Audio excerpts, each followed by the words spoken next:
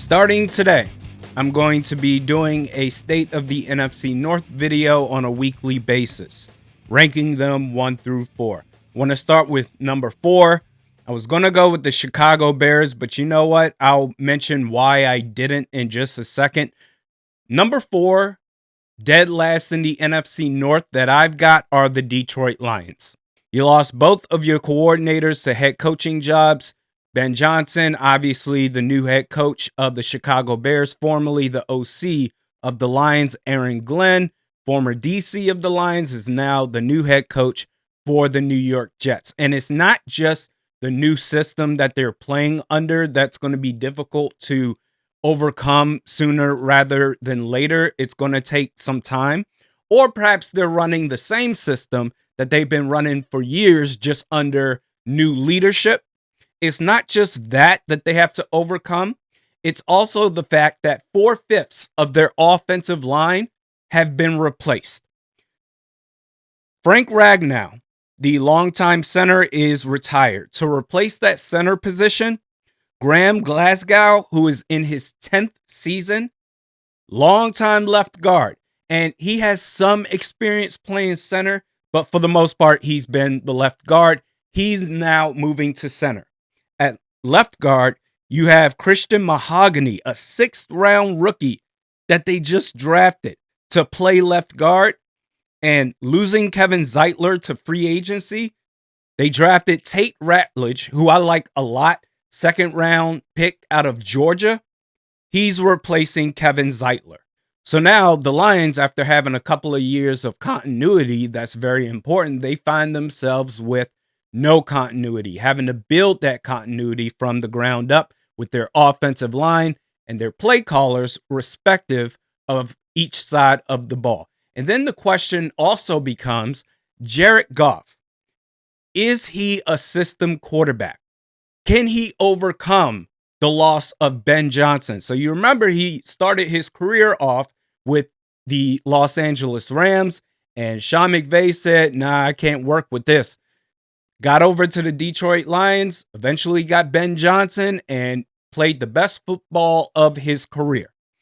Can he overcome that, or can the system be good enough to keep Jared Goff where he was the last couple of years, perhaps an MVP candidate, one of the best, let's say, top 10 quarterbacks in football? Can it keep him up to that point? Something's going to have to give there, and if he's just a system quarterback and the system doesn't work, this new system for the Lions doesn't work, then I think it's just going to end up being a long season for the Lions. They may need a couple of years to rebuild to get back to where they once were. Or who knows, maybe they figure it out on the fly each and every week and get better and better. But based off of right now, I've got them 4th in the NFC North.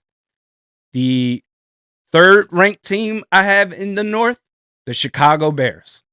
And the only reason I have the Bears right now ahead of the Lions is because there's a lot less chaos with the Bears compared to the Detroit Lions. Now, there's a lot of season left to go, and obviously this thing can swing so many different ways. But for right now, I've got the Bears ranked 3rd in the NFC North. There's only one issue there, and that's Caleb Williams, who was supposed to be a generational quarterback. And I feel like that term is used so loosely. The most recent generational quarterback prospect is supposed to be Caleb Williams. The one before that, Trevor Lawrence. The last actual generational quarterback, as far as to be taken first overall, was Andrew Luck. That was the last one. And then after that, if you want to go beyond the first pick, Jaden Daniels last year. Caleb Williams just needs to figure it out, man. There were too many plays where on Monday Night Football where he just missed wide open receivers. DJ Moore being the more glaring missed receiver that was wide open that could have scored a touchdown for the Bears. He was so open, it was the equivalent to a fast break, open court, wide open layup. And what Caleb Williams did with that opportunity, an easy opportunity, He airballed that layup. The roster is pretty decent. It's pretty good. They upgraded like crazy with the offensive line this offseason.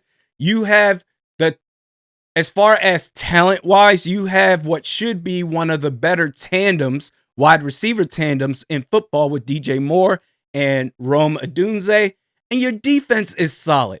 There's no excuse. It's just, and you have Ben Johnson, who's been proven to be a hell of an offensive play caller. It's all on Caleb Williams to figure out. So for now, I've got them third in the NFC North.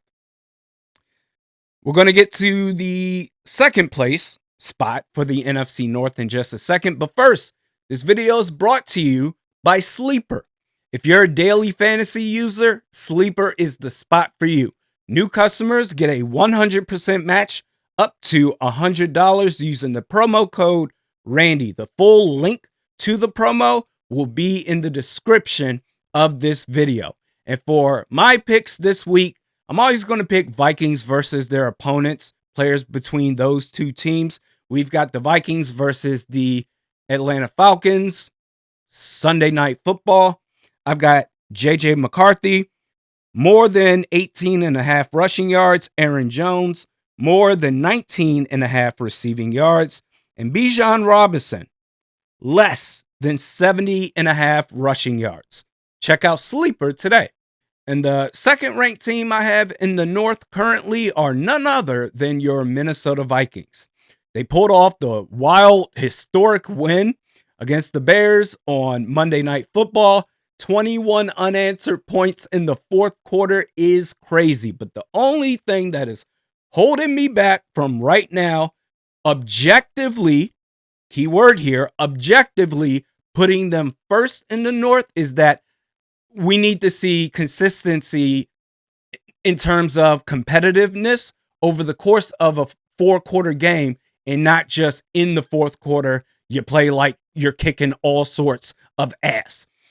And the number one team that I have in the North, obviously the only team left, are the Green Bay Packers. The Packers smacked the Lions from start to finish of last Sunday's game.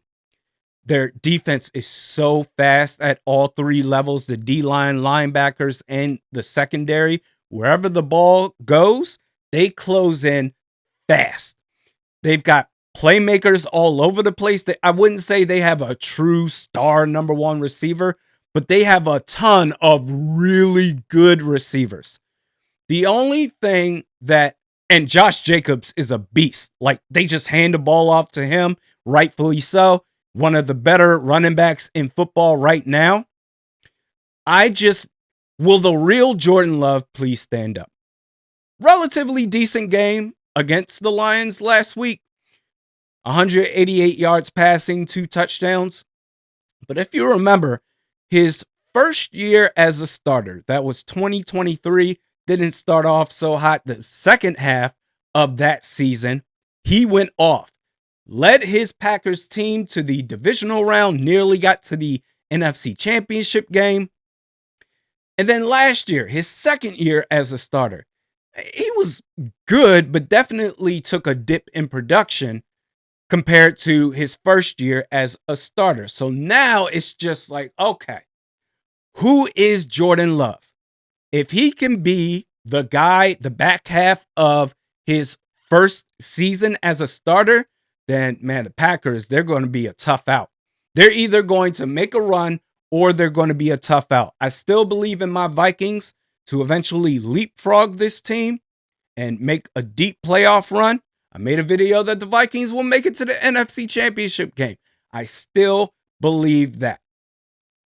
But the Packers, man, they might just be a damn good football team, depending on, or they're a damn good football team right now, but as far as an elite football team, I'm not quite there yet. And as much as the media and everybody else is kissing their asses, I'm not going to quite do that because I think the Vikings will eventually be better this year.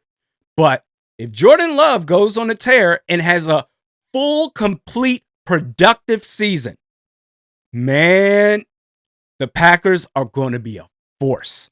To which I say, bring it on.